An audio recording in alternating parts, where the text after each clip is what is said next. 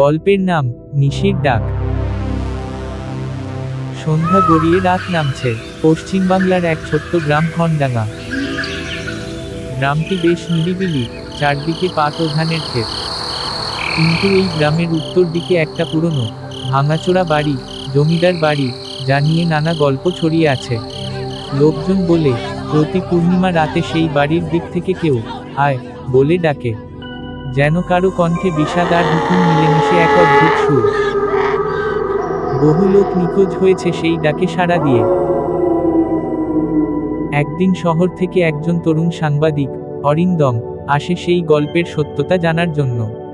সে স্থানীয় একজন বৃদ্ধের সঙ্গে কথা বলে জানতে পারে নিশির ডাক যাকে বলে, সে আসলে এক জমিদারের মেয়ে ললিতা, যার অকাল মৃত্যু হয়েছিল বিয়ের আগের রাতে। সে আজও তার বরকে খোঁজে।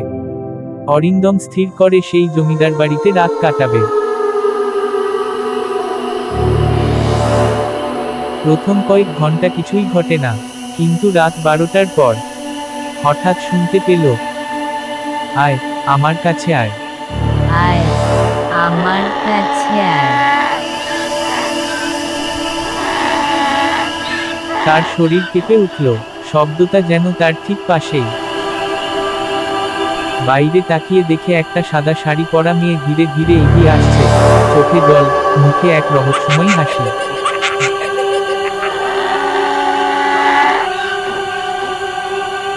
ঘটনার পর আর কেউ অরিন্দমকে খুঁজে পায়নি।